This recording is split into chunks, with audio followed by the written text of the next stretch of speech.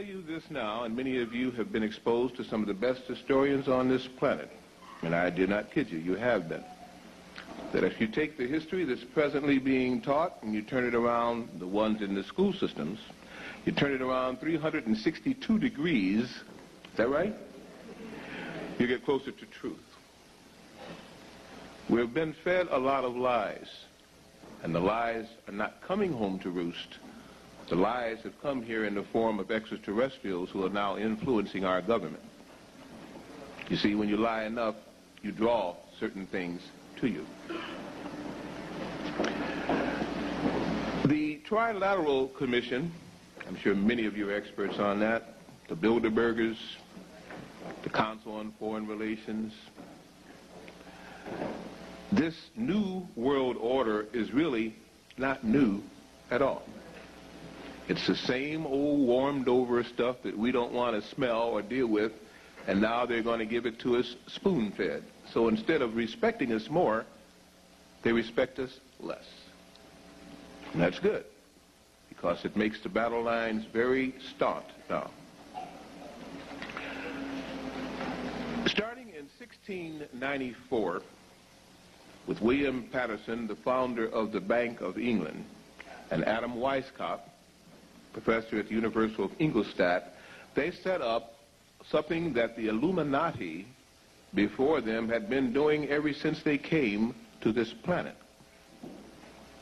Control the people by controlling the pocketbook and the minds.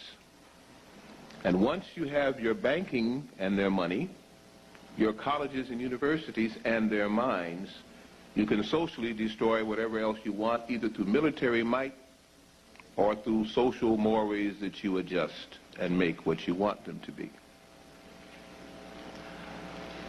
So, from 1795 to 1820, the Rothschilds placed in 5 strategic European countries, and I'm going to tell you why this emphasis on Europe in a few minutes again. 5 sons who could do anything they want because they had unlimited stock certificates, credit cards, and banking control. And they began to influence those countries to bring about the old world order, business as usual. Germany, Vienna, England, Italy, and France. In 1906, at the Bilderberger Hotel, the Kuhns, the Loebs, the Rockefellers, the Warburgs, the Morgans, the Schiffs, the DuPonts, the elitists who live anywhere, spend anybody's money, and control everybody's lives, and have been doing so for so long that they think that their God continue to do what they had been doing. We are told we have to be citizens of a country in order to vote. We are told we have to be citizens in the country to have banking interest and withdraw funds and to pay taxes.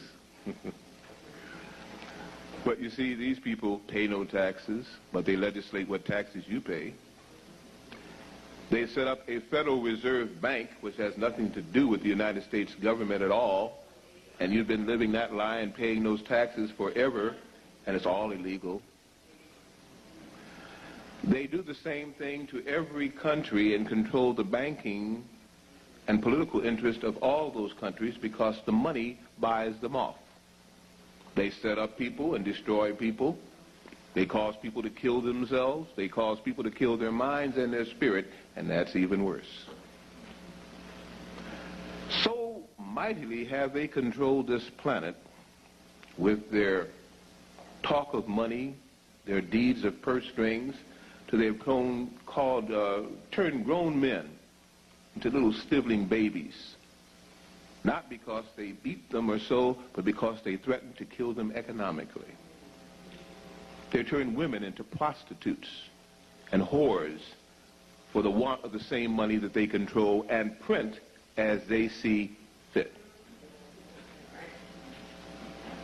There's nothing wrong with our economy, that if you didn't have to pay back the international bankers, that's where the debt is. You'll never pay it. They can't retire the debt, Clinton lies. because the debt is the banking interest of the international bankers, and you've got more indebtedness than you had on the original principal loan, and it can never be repaid. That's a farce. The budget will never be balanced. But they'll take every penny from you, the middle and poor, because you support all world governments. When there reaches a certain time in the history of a planet, certain things happen in the course of events that are recognizable. We have had 7 different floods upon this planet. We are somewhat reminiscent of only one.